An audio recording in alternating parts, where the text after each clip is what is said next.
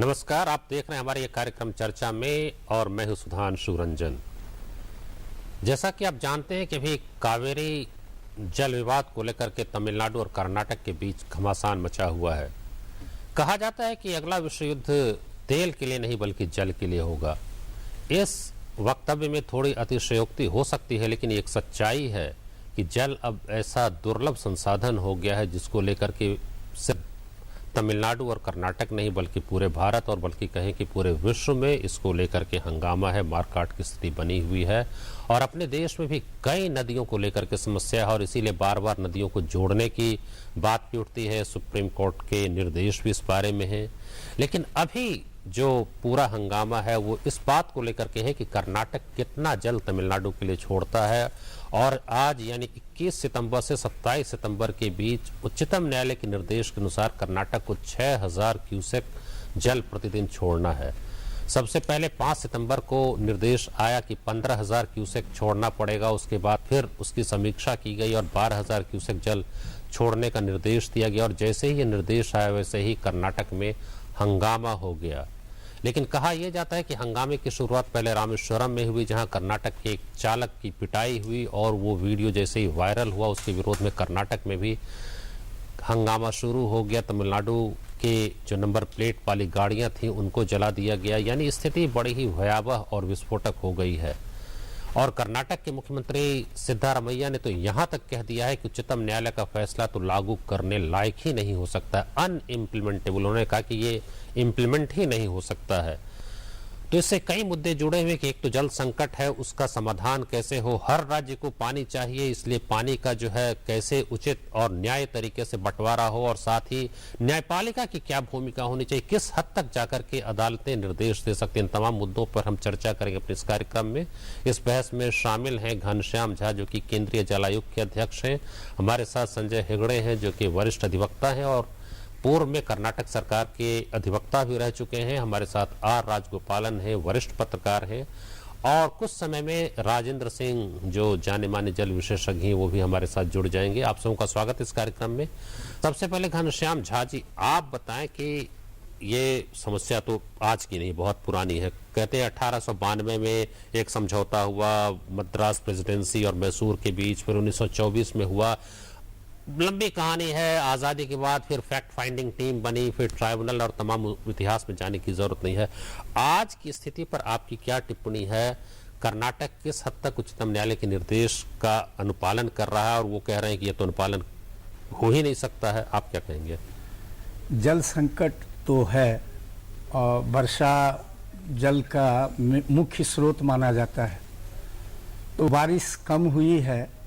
ये KRS कृष्णराज सागर dam जो है वहाँ -24% कम है जो नॉर्मल रेनफॉल होता है उससे। और काबिनी बेसिन में भी औसत बारिश कम हुई है, करीब 46% कम है वहाँ नॉर्मल बारिश से। लेकिन इंटरमीडिएट कैचमेंट जो बिली गुडुलू वाला जो साइट है जहाँ ये जल का बंटवारा होता है, तो वहाँ करीब +38% मतलब नॉर्मल से ज़्यादा बारिश हुई है। लेकिन कुल मिला के जल संकट तो है और कर्नाटक को सालों भर इस पानी से गुजारा करना है। तमिलनाडु को तो नॉर्थ ईस्ट से मिल सकता है पानी अभी, लेकिन कर्नाटक को तो अब पानी की संभावना कम होगी।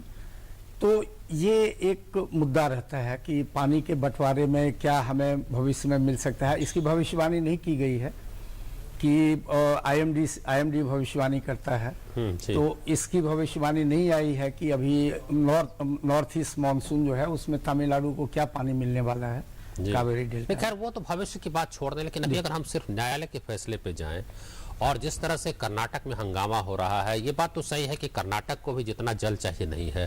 किसानों की कहते हैं पिछले साल ही 1000 किसानों ने आत्महत्या कर ली, एक वो अलग समस्या है। बल्कि पिछले साल इसी से घबरा करके कर्नाटक ने अगस्त महीने में ही सूखा घोषित कर दिया था। 30 में 27 जिलों को कहा कि ये सूखा प्रभावित है, जबकि सामान्य तौर पर राज्य सरकारें सितंबर तक का इंतजार करती हैं, उसके बाद वो सूखे की घोषणा करती हैं कि कहां कहां सूखा है। लेकिन ये जो जल युद्ध चल रहा है उस कारण से शायद कर्नाटक ने ऐसा कर दिया।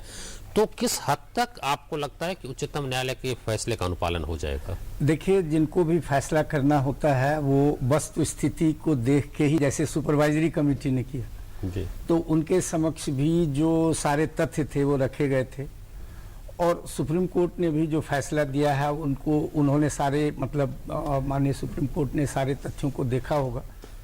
तो जल संकट तो है, लेकिन जो न्यायोचित बंटवारा हो सकता है वो किया गया है और मुझे लगता है मतलब आप कहते हैं कि जो सुप्रीम कोर्ट का निर्देश है वो सही है और उसका अनुपालन न्यायोचित है, वो होना चाहिए। हमारे साथ जाने माने जल विशेषज्ञ राजेंद्र सिंह जी जुड़ गए। आपका स्वागत है राजेंद्र सिंह जी। संजय हेगड़े जी, आप बताएं, क्योंकि आप उस राज्य से भी हैं और आपने प्रतिनिधित्व भी किया अदालत में पूर्व में अपने राज्य का। अब कर्नाटक सरकार जो कह रही है कि ये लागू ही नहीं हो सकता, इसके पीछे तो फिर एक राज्य के पास जल है, दूसरे के पास नहीं है। अगर वो पूरा जल रोकते तो फिर वो दूसरे राज्य में तो ऐसी स्थिति, भयावह स्थिति होगी। जो कहते हैं सांबा की फसल नष्ट हो गई, के वेणुगोपाल ने तो बहस की थी कि उसके पहले कुरुवाई की फसल नष्ट हो गई। यानी वो कह रहे हैं कि तमिलनाडु बिल्कुल जो है वो बर्बादी के कगार पर पहुंच रहा है।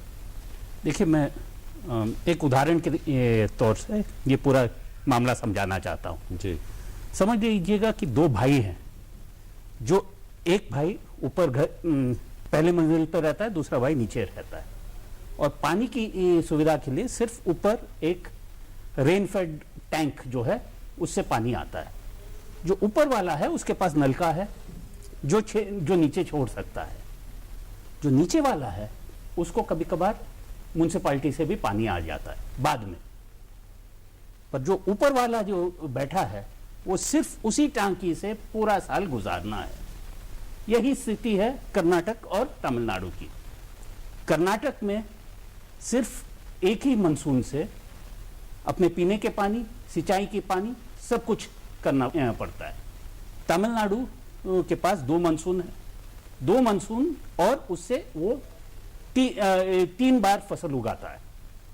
तो ये सवाल आता है कि अगर कर्नाटक में जो डैम्स है उसमें अगर पानी कम हो और उस पानी से पूरा साल कर्नाटक को चलाना है, लेकिन और बैंगलोर और फिलहाल तो सुपरवाइजरी कमेटी का नहीं, एक मिनट, और पूरी बैंगलोर की पानी पीने की पानी वहां से आता है। तो अगर हम सिंचाई के लिए नीचे छोड़ दे और पीने के लिए पानी ना रहे अगले अप्रैल मई में, तो फिर कौन जिम्मेदार होता है? ये सवाल है। असली सवाल यहां आता है कि प्रायोरिटी क्या है। लेकिन देखिए, एक तो बहुत लंबे समय तक बहुत सारी बातें हुई। अभी जो हम लोग चर्चा कर रहे थे कि 1892 से ये मामला शुरू हुआ और उसके बाद अंत में जाकर के सुप्रीम कोर्ट के कहने पे एक जब ट्राइब्यूनल ही बना तो 16 साल के बाद उसका अवार्ड आया, फैसला आया। उसके खिलाफ दोनों सरकारें हो गई, कर्नाटक भी तमिलनाडु, दोनों ने उसको जो है नामंजूर कर दिया।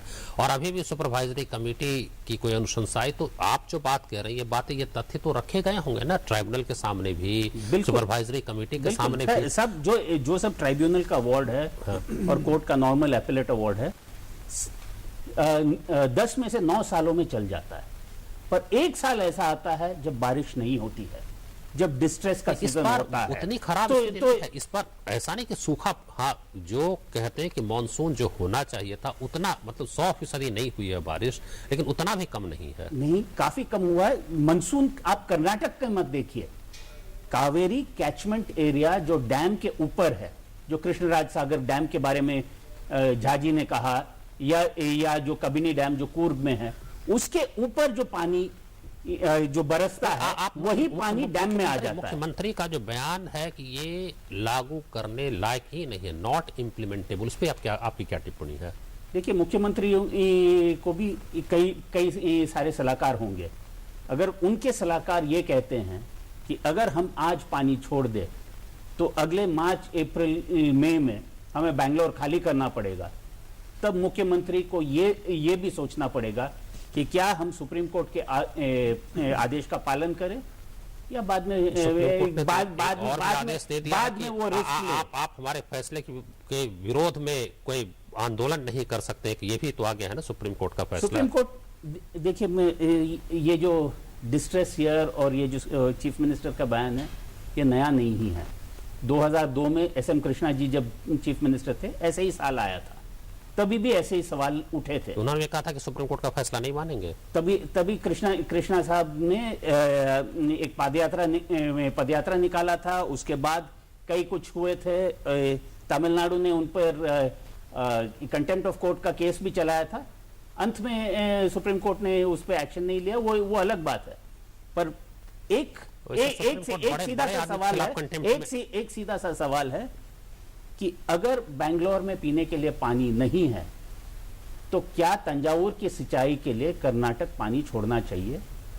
ये एक फैसला मुख्यमंत्री को लेना पड़ेगा। संजय जी, उसमें हम बाद में आएंगे कि ये सिर्फ बेंगलोर की बात नहीं, बल्कि ये भी कहा जा रहा है कि एक जो आप सूचना प्रौद्योगिकी की राजधानी बेंगलुरु अभी बन गई है और वो प्रगति जो है, वो ऐश्वर्य जो है राज्य के अन्य हिस्सों में नहीं पहुंचा है, वो भी इस आंदोलन में सिर्फ जल तक सीमित नहीं, एक विषमता, इनइक्वालिटी, असमानता के कारण भी एक जो है आक्रोश मन में है। लेकिन हम उसमें बाद में आएंगे। पहले राजगोपालन जी आप बताएं कि ये जो कह रहे हैं कि तमिलनाडु के पास और भी स्रोत है, उससे पानी आ सकता है, आप क्या कहना चाहेंगे? ये संजय एक हिसाब से जो तक से मैं मतलब अग्रीबल नहीं है, क्योंकि 2-3 चीज पहलू है इसमें। ये राजनीतिक प्रेरित है, जो जहाँ साहब ने इतनी अच्छी तरफ से समझाया technical point, legal point Sanjay Hegde साहब ने समझाया, लेकिन ये पॉलिटिकल पॉइंट है। कम से कम रंजन बाबू, मैं 30 साल अध्ययन किया है कावेरी वाटर डिस्प्यूट का।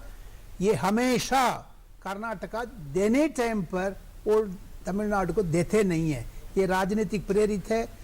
तमिलनाडु में AIDMK के सरकार है जयललिता का, कर्नाटका में सिद्धरामैया कांग्रेस का सरकार है, केंद्र में BJP की सरकार है नरेंद्र मोदी साहब का। लेकिन इसमें ट्रायंगल बन गया है। तब तक ये तीनों सरकार में एक ही राजनीतिक पार्टी संभाल नहीं होंगे, तब तक ये साल का हल का नहीं होगा। 2013 में तो प्रधानमंत्री मनमोहन सिंह खुद जो कमेटी है उस बनी हुई, उसके अध्यक्ष के रूप में उन्होंने निर्देश दिया था कि 12,000 क्यूसेक छोड़ा जाए, नहीं छोड़ा, उसको पालन नहीं किया। सुप्रीम कोर्ट ने फटकार लगाई, परसों भी फटकार लगाया है। परसों भी कावेरी मैनेजमेंट कमेटी स्थापित कर दिया, उसमें भी कर्नाटका सरकार शामिल नहीं होंगे। देखते जाइएगा आने वाले दिन पर, क्योंकि कर्नाटका का ये जरूर अपना पोजीशन क्लियर कर लिया है लोकल पॉलिटिक्स के लिए, लोकल पॉलिटिशियंस के लिए, लोकल कॉन्स्टिट्यूएंसी के लिए। ये जो कह रहे हैं कि उत्तर पूर्व से भी मिल सकता है पानी तमिलनाडु को, उसके पास 2 मानसून है, कर्नाटक के पास समझ गया, सब कुछ समझ गया। लेकिन वो लोअर स्टेट ऑफ सोसाइटी में, जैसे संजय हेगड़े साहब ने कहा, नीचे मंजिल पर रहते हैं, नीचे मंजिल वालों को ऊपर वाला देने तब मिलते हैं ना, बाहर से कैसे मिलेगा? तो पानी बरसेगा तो नीचे ही जमा होगा, जमा होगा जरूर, लेकिन बरसेगा नहीं है तो इस साल तो बरस गया, अगले साल नहीं। सब ये कर्नाटका लोग जमा करते रहते हैं, इसलिए तमिलनाडु को ठोकते रहते हैं सुप्रीम कोर्ट में आकर के। आप जितना भी करिएगा, कितना माइंड लोग, कम से कम 100 लोग वकील लोग जा करके बैठ करके सुप्रीम कोर्ट में ठेका-ठेकी किया, ठोका-ठाकी किया है, लड़ाई किया है, लेकिन फैसला सुप्रीम कोर्ट सुनने के बाद कर्नाटका सरकार उसको नहीं मानेंगे करके वो जिद बन गया है, वो गलत है, वो राजनीतिक प्रेरित है, ये तमिलनाडु को अन्याय कर रहे हैं। चलिए हम यहाँ पे एक छोटा सा यहाँ पर अंतराल लेंगे, उसके बाद हमारे साथ राजन सिंह जी जुड़े हैं, हम उनके विचार सुनेंगे। आप बने रहिए हमारे साथ। I really like cars. So just 2 weeks into the job, they gave me a company car. A big company car. It's got 14 wheels and quite the ground clearance. It can go pretty much anywhere. But it's not the easiest thing to park. The acceleration is decent. The handling is shaky. The engine noise is deafening. AC? Well, you can't have everything. But you know what? I love the gun. We are India's most exciting workplace and we are making you an offer. The Indian Army. Live a life less ordinary. बच्चों, जवाब ठीक से देना और सफाई के 10 number होंगे। चौंकिए मत, डेंगू और चिकुनगुनिया से बचने के लिए ये जरूरी है। आसपास पानी जमा न होने दें। ड्रम, कूलर, गमले को हर सप्ताह साफ करें। प्लास्टिक के कप व नारियल की खोल जैसी चीजों को इधर उधर न फेंकें, क्योंकि डेंगू और चिकुनगुनिया का मच्छर साफ पानी में पनपता है। मच्छरों के काटने से बचें। बुखार में पैरासिटामोल लें, एस्प्रिन हरगिज न लें। इस बार तो बच्चों ने हमें ही पास कर दिया। और सफाई के नंबर 100 में से 100। हाँ। इन दिनों अपडेटेड रेज्यूमे रखना बेहद जरूरी है। Yes mine Praful Kumar, major Praful Kumar, para special forces. 3 साल हॉस्टाइल जोन में टफ था, JNK में स्पेशल सर्विस, कुछ नए दोस्त बनाए, कॉम्बैट फ्री फॉल स्पेशलिस्ट, बलिदान के लिए तैयार। जैसा आप देख सकते हैं, I wear my heart on my sleeve and my resume on my uniform. Which other company lets you do that? हम है भारत के सबसे एक्साइटिंग वर्कप्लेस और हम दे रहे हैं आपको एक ऑफर। भारतीय सेना, आम नहीं ये जिंदगी। नहीं, पानी तो पिला दो। 6 महीने तो होने दे। दूध पिए दादी, दादा पानी दे दो। अभी कुछ नहीं। उसमें क्यों नहीं? क्योंकि 6 महीने से पहले कुछ और खिलाया पिलाया तो हो जाएगा ध्वस्त। 6 महीने तक सिर्फ मम्मी का ही दूध, समझी? अरे वाह। अंतराल पर फिर से आपका स्वागत। इस कार्यक्रम में हम चर्चा कर रहे हैं कावेरी संकट के बारे में। राजेंद्र सिंह जी, आप बताएं, क्योंकि बहुत दिनों से आप काम कर रहे हैं, इतना एक दुर्लभ संसाधन हो गया। कहते हैं कि भारत विश्व की 17% आबादी रखता है, भूमि 2.6% और मीठा जल का हिस्सा 4% है। तो यहाँ तो ऐसे भी कहते हैं कि मतलब 1544 क्यूबिक मीट्रिक टन जो है वो मिलता है, मतलब फीट हर व्यक्ति को पानी मिलता है, वो बहुत कम है। ऐसे में स्वाभाविक है कि राज्य आपस में लड़ेंगे, विभिन्न क्षेत्र लड़ेंगे। आपका क्या मानना है कि इस समस्या का समाधान कैसे हो सकता है? सुप्रीम कोर्ट ने कहा है कि कावेरी मैनेजमेंट बोर्ड की स्थापना करो ताकि एक स्थायी समाधान इसका निकल सके। आपका क्या मानना है? देखिए, ये जो पानी के विवाद इस वक्त हमारे सामने हैं, चाहे वो सतलज यमुना व्यास का हो, चाहे कावेरी का हो, चाहे महादाई का हो, इस वक्त इन सारे विवादों में एक बात जरूर समझ में आती है कि जो पावर में जब होते हैं, चाहे वो दिल्ली की पावर में हो चाहे राज्य की पावर में हो, उसमें राजनीतिक इक्वेशन बहुत काम करती है। आपको ताज्जुब होगा कि कर्नाटक और तमिलनाडु के किसान आपस में लड़ना नहीं चाहते। वो दोनों चाहते हैं कि हम दोनों को पानी मिले और हम दोनों के लिए बड़ा पानी है। लेकिन कई बार क्या होता है कि यदि हम कावेरी के विवाद को देखें, 150 साल पुराना विवाद है। विवाद शुरू हुआ, एक बहुत बड़ा पावरफुल राजा था, मद्रास प्रेसिडेंसी, और एक कमजोर राजा था, मैसूर। उस वक्त जो भी स्थिति बनी वो बनी आप सबके सामने। 1892 में यही समझौता हुआ था कि इसके बारे में हम लोग को कुछ हल निकालना चाहिए। हाँ। समझौता यही था। ये समझौता क्या होगा वो नहीं था। एग्जैक्टली उसमें नहीं, केवल इतना नहीं है कि समझौता क्या था, उसमें एक बड़ी बार लगी हुई थी कि मैसूर राजा अपनी जमीन पर ज्यादा पानी रोककर अब खेती नहीं करे और पानी नीचे आने दे। ये जो लाइन है ना, ये लाइन तब से लेके अब तक हम लोगों ने, अभी तो देश आजाद हो गया भाई, अब नए संदर्भों में देखो कि तमिलनाडु। राजेंद्र बाबू ने मेरे पॉइंट को तो हार है ना, राजनीतिक प्रेरित है। ये सिंपली कहने में ये बिल्कुल राजनीतिक प्रेरित है। पुराना हो नया हो, यानी 1850 हो 2016 हो, पॉलिटिक्स है। कर्नाटका नहीं दे रहा पानी, तमिलनाडु का। इसको, इस बात को ऐसे कहने में जरा बायस हो जाता है। देखिए, जब आप न्याय की बात कर रहे हो तो न्यायिक तौर पे सोचना पड़ता है, न्यायिक तौर पर रास्ता निकालना पड़ता है। हमें इस वक्त ये देखना होगा कि तमिलनाडु भी और कर्नाटक भी इस देश के समान हिस्से हैं और दोनों को बराबर बराबर पानी है। लेकिन कभी कभी ऐसा होता है कि पानी की अत्यंत कमी होती है, तो लीन सीजन की जो प्रॉब्लम है ना, उसका कुछ ठीक से संवेदनशील न्याय ढूंढने की जरूरत है। और हुआ ये कि तमिलनाडु में पानी को समझने वाले शुरू से लेकर अब तक थोड़ा ज्यादा है। माफ करना, मैं इसको जरा ये नहीं कह रहा हूं कि संजय हेगड़े को लगे कि भाई राजेंद्र भाई हमें जरा कमजोर बता रहे हैं, मैं ऐसा नहीं कह रहा हूं।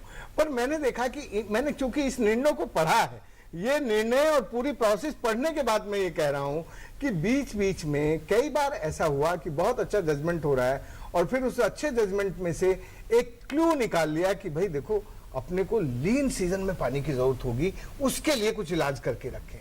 तो 50 टीएमसी पानी हमें लीन सीजन में भी मिल जाए। उसमें ऐसा लगता है कि यदि जुडिशरी में थोड़ी संवेदना न्याय के साथ साथ, जुडिशरी न्याय को समझती है और उसके लिए वो सर्वमान्य है, मैं उसमें कोई वो नहीं कह रहा, लेकिन न्याय में एक मानवीय पक्ष और एक पर्यावरणीय पक्ष, ये दोनों पक्ष होते हैं।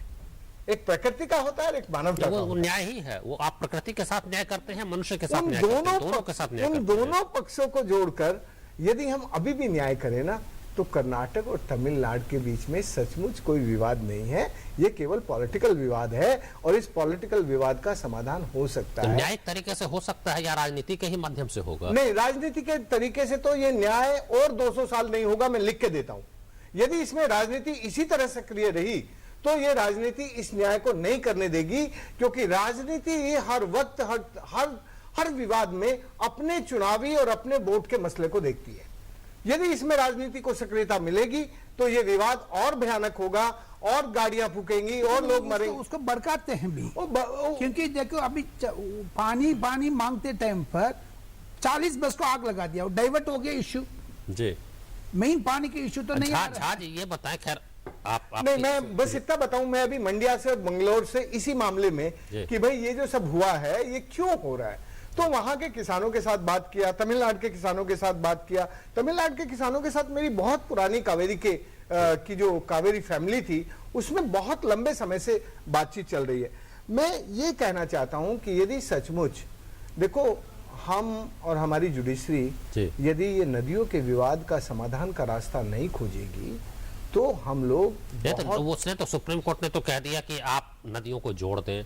अब वो संभव नहीं है, आज तक वो पड़ा हुआ नहीं, तो कंटेम्प्ट होता है, उसमें कोई एक्शन होता है, कोई कार्रवाई नहीं। 2004 में जब BN कृपाल थे चीफ जस्टिस, उन्होंने निर्देश दिया और नेशनल लॉ स्कूल बेंगलोर के विद्यार्थियों ने पूछा कि सुप्रीम कोर्ट को कहां से ताकत आ गई, ये तो कार्यपालिका के अधीन ये बात आती है, आपने कैसे निर्णय दे दिया कि नदियों को जोड़ दो? तो उन्होंने कहा ये एक तरह की सलाह थी, जबकि जजमेंट आप पढ़े तो उसमें सीधा सीधा निर्देश था और वही चीफ जस्टिस वहां जाके कह रहे हैं कि नहीं हमने तो सलाह दी। और फिर 2012 में फिर वही सुप्रीम कोर्ट कह रहा है कि नहीं ये तो निर्देश है, और उसमें आज तक उसमें कोई अवमानना नहीं हुई है। बिल्कुल बिल्कुल।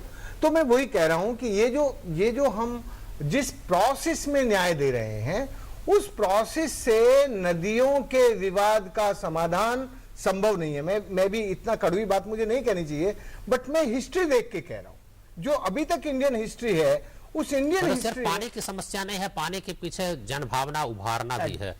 झा जी आप बताएं कि केंद्र सरकार को तो सख्ती से काम करना पड़ेगा। वैसे तो जल राज्य का विषय है, ठीक है, लेकिन संविधान के अनुच्छेद 262 के तहत inter state water disputes tribunal बनाने की बात है, वो भी बनता है जब सुप्रीम कोर्ट फटकार लगाए। सरकार अपनी ओर से काम ही नहीं करती है। 90 में ही बना तो कितना समय लग गया आपको पता है।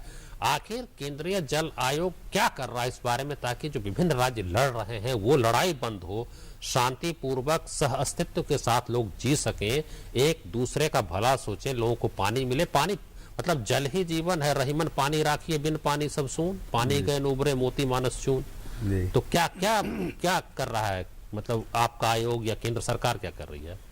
बिल्कुल आपने सही कहा कि संविधान द्वारा इसमें निर्धारित है कि केंद्र सरकार जो है वो inter state water disputes act उसके अधीन उसको काम करना है। उसमें प्रोसीजर्स प्रिस्क्राइब किए गए हैं और उसके आधार पे ही ये करना होता है। तो उसमें व्यवस्था की गई है कि पहले अगर वो डिस्प्यूट राइज होता है तो इसकी कोशिश की जाती है कि वो मीडिएशन से हल हो जाए। मतलब केंद्र सरकार जो है कोशिश होती है, लेकिन परिणाम क्या है अब तक? केंद्र सरकार ने क्या किया? जी, तो होता ये है कि डेमोक्रेसी है, सबको अपनी तरह की स्वतंत्रता है, न्यायालय को अप्रोच करने की स्वतंत्रता है। तो अगर उसमें कोई भी एक्शन जैसे केंद्र सरकार सोचती है और कोई पार्टी स्टेट अगर उच्चतम न्यायालय को वो अप्रोच करते हैं तो नेचुरली वो सारे प्रोसेस पे एक तरह से मैटर सब जुडिस हो जाता है।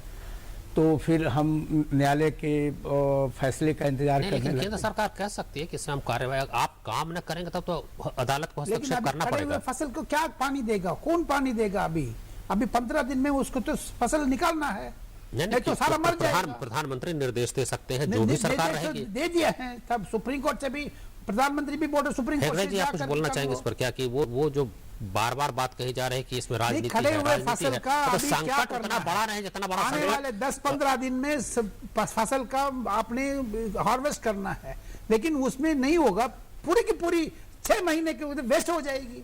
उसके लिए तो पानी चाहिए। और अगर आपको बैंगलोर खाली करना पड़े वो अलग नहीं वो अलग बात नहीं है, क्योंकि अगर पानी यहाँ से इसे अगर पानी छोड़ दे पानी तो गिरते तो वापस नहीं आता है। ये हमने ये हम वापस कैसे आएगा? हाँ, ये हम नहीं कह सकते हैं कि स्ट्रीम जो है, तमिलनाडु के डाउन पास स्ट्रीम है। ज्यादा पानी है जरा ऊपर भेज दीजिएगा, जी। वो तो होता नहीं है।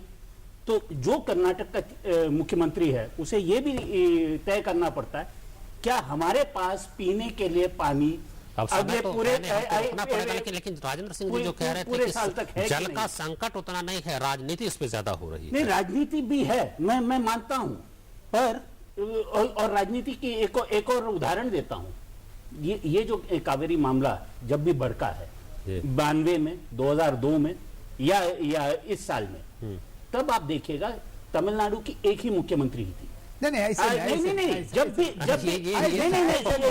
ये भी कर्नाटक के लोगों का फसल का कम से कम 80,000 एकड़ का फैसला खराब हो जा रहा है। ये लोग 1 करोड़ एकड़ का फैसला खराब होते जा रहा है, उसको ये कौन भी करेगा? कर्नाटक के लोगों का मानना है, क्योंकि जब भी कोई और पक्ष के वहां जब मुख्यमंत्री होते हैं तब मामला आपस में लेकिन बातचीत से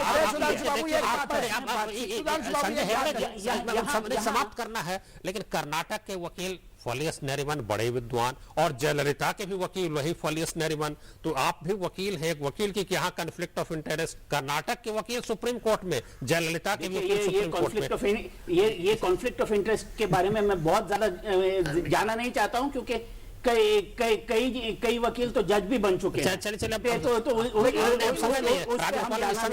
खड़े हुए फसल का खून पानी देगा। चलिए ठीक है, हम राजेंद्र सिंह जी के पास दोबारा नहीं आ पाए क्योंकि अब हमारे पास समय समाप्त हो गया। इसलिए राजेंद्र सिंह जी, घनश्याम झा जी, संजय हेगड़े जी और गोपाल जी, आप सबों का बहुत धन्यवाद इस चर्चा में शामिल होने के लिए। इसी के साथ इस नतीजे पे पहुंच सकते हैं कि अगर जल है तो राजनीति से ऊपर उठ करके देश के हित में सभी राज्य सरकारों को और केंद्र सरकारों को निर्णय लेना चाहिए, और सुप्रीम कोर्ट का फैसला संभवतः उसी ओर इशारा भी करता है कि कोई भी राज्य जो है वो परेशानी की हालत में न रहे। आपने इस कार्यक्रम को देखा, बहुत धन्यवाद। आप देखते रहे डीडी न्यूज़। नमस्कार।